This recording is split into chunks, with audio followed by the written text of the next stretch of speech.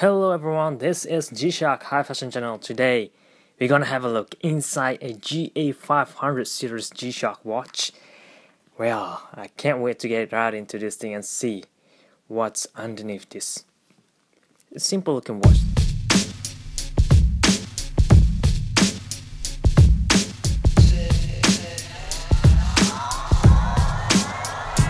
As you guys can see, now we're gonna have a look at all these tools already prepared.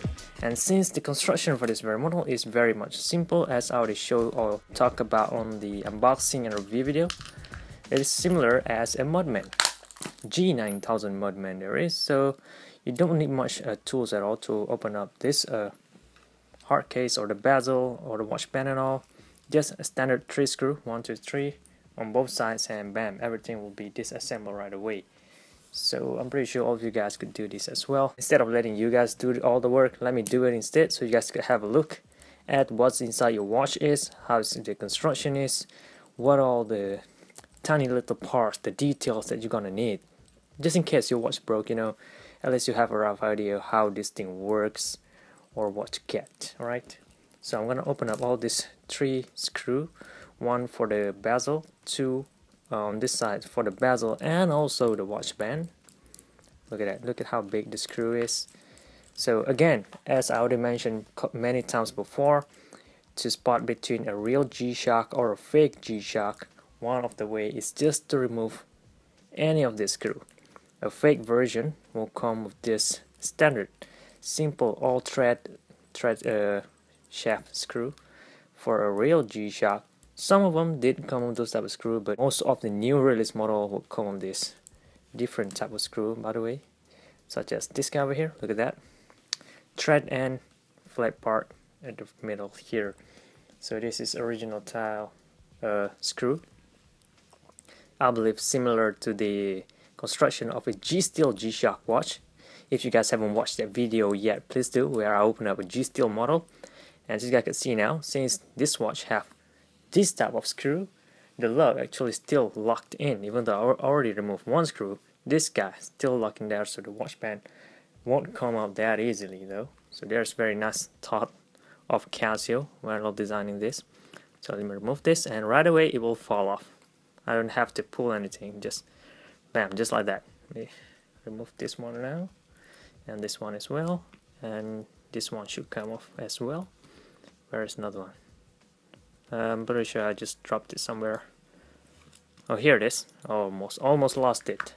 Right, even this tiny screw also come with this what I call similar type of style, thread end and flat part at the middle or at the head. Alright, let me store all this in here so we won't lost them. All this bezel watch band screw in this case. Alright, now let's remove this buckle on this model as well, because I really need to clean this watch as well. So why not just remove all this and share for all you guys the construction of this very model. So this will be the buckle still. Look at that, glossy stainless steel finish, feels very solid. By the way, a fake watch also might come with this type of design, but you can feel it as soon as you hold it. You can tell right away it is like a really cheap material. In this case, solid stainless steel. Now remove this band keeper, which needed to be cleaned as well. One of the hardest part to clean is the band keeper, by the way. And now the watch band, look at that, standard watch band. I could custom paint it if I want to, because it is full white. I could just dye it in red, which is, yeah, I have a dyed red in laying around. This part, nothing much going on as well. It's pretty stiff, as I already mentioned as well. So let me just put this thing aside, and I believe this bottom layer should come off already. Let me try to somehow pull it. Why does it won't come out? Yep, remove this one at the start-stop button down there. And how about we force it up? It should come off already though, because there are no more things that is holding it into place. How about remove this green layer first? Zoom back out a little bit. Let me try to remove it. The button is pretty big, so let me see now.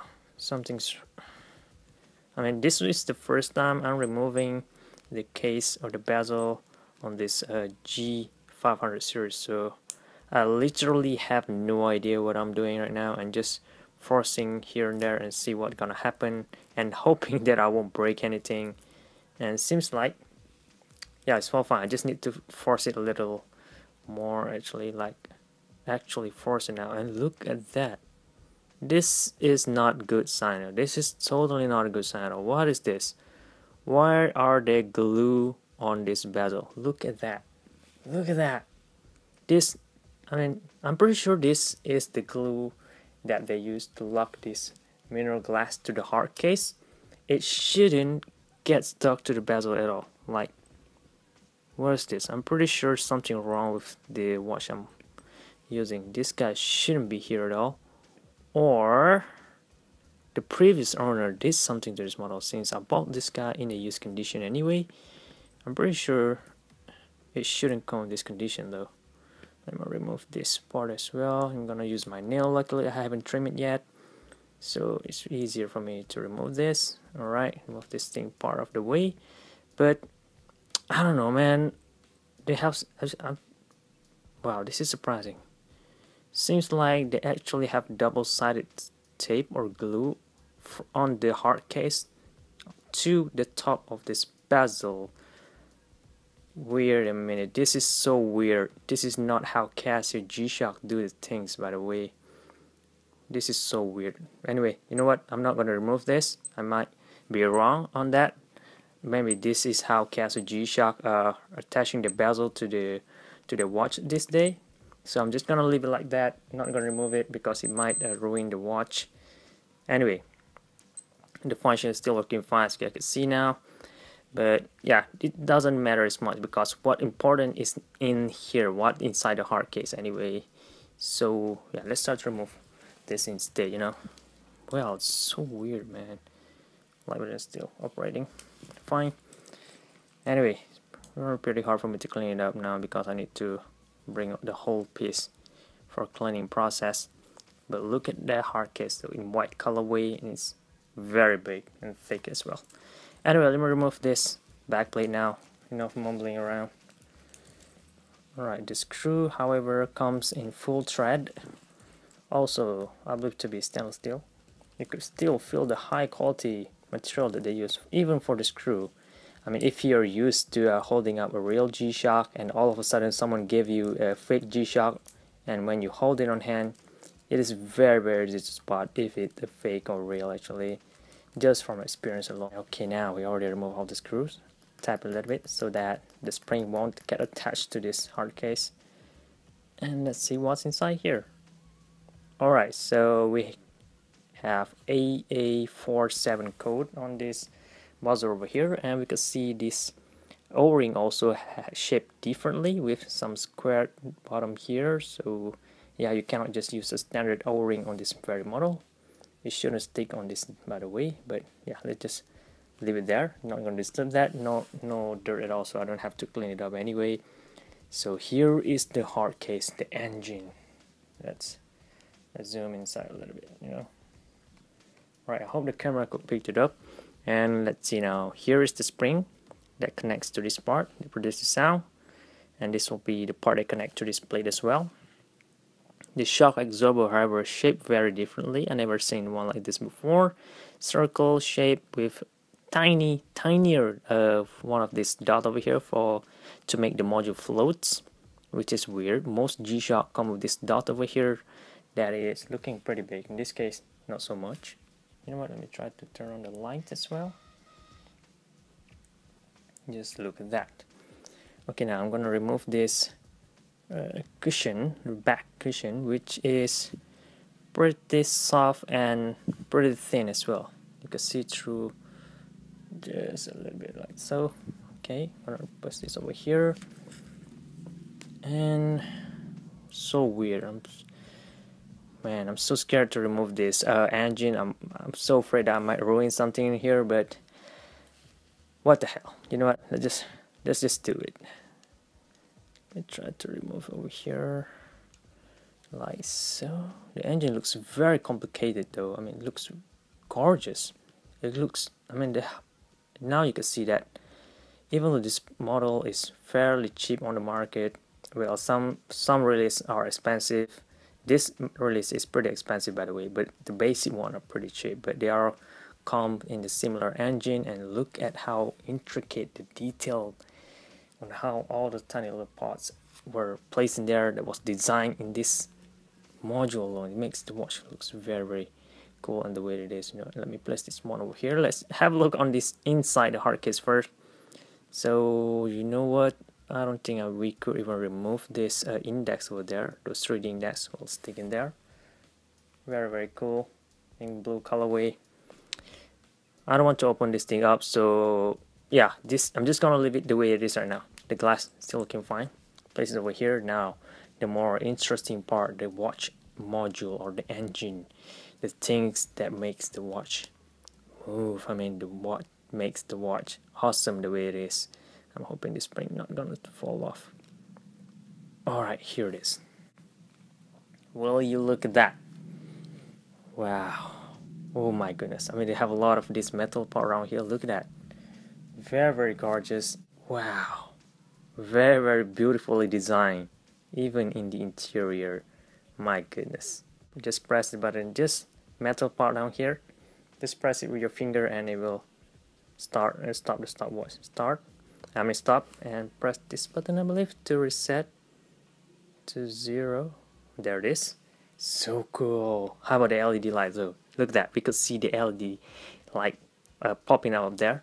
Most G-Shock will have this hiding in the watch face. In this case, look at that.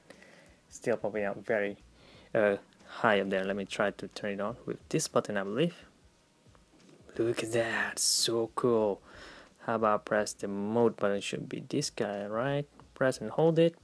It will go back to home time right away. And look at that. Working just fine. You know what? Let me turn off the light now. And see the LED light, which is one of the brightest on any G-Shock that operates on orange amber LED. This guy have the brightest one. Look at that. Very cool. And you can now touch the display panel on there. Feel very slippery. G-Shock and Casio, everything's very little details, which you guys already saw from the module demo video. If you haven't checked the one yet, please do. So I believe I'm not gonna fully disassemble this. I'm just gonna show you guys how the engine looks like. This is not a video where I assemble the whole piece, which I believe I can, but I'd rather not doing so because it's gonna take too much time and it is very risky since I'm very new to this model as well. I'm still not up to it, you know. Just I need some time. Maybe soon in the future I'll make an update video where I disassemble all the things, including the hands over there, which I'm pretty sure you could do. So you could fully disassemble this into a lot of tiny hundreds of parts. But for now, just gonna keep it simple. Show you guys the size of this module, which is not as big as well. Look at that price over here. So it's only size 32 millimeters G-Shock. Not as big now, isn't it? But when you measure all the way to the hard case, such as right now, so this will be the biggest one, I believe, since this guy is round shape, it makes the job way more easier. So I'm gonna measure it from this side. Let's see now, all the way to 48, almost 49 millimeters. I mean, it's very big. But when you measure the module alone, it's not as big. Look at that, way small, 32, all the way to, I mean, Casio G-Shock just simply made a small case, metal case all around here, and we would end up with a small size watch, which is convenient, well accepted by a lot of people out there. But no, Casio G-Shock are about shock absorbing structure, so that's why we're gonna need this huge casing over here, even though some people don't like this. I'm not a fan of this round shape, but some people did like this, and I can understand why. It looks very simple and neat, not as rugged. Some people just don't want something that's too rugged, you know, like this guy or me. Anyway, let's go measure with the thickness as well, since we already added. Why not? Thickness from the top of the hands, like that, all the way to the bottom, 9.93. And yeah, I don't want to disturb any more of these things in here. I want to assemble everything back into the way it is and just conclude this video. I hope you guys found this video useful, informative, and entertaining as well for your future reference. Leave a like if this video does help you, and also subscribe to see more contents like this coming up in the future. Thank you very much for watching, guys. I really appreciate your support. This is G-Shock High Fashion channel, and Sit here thinking of you. Maybe I'm painting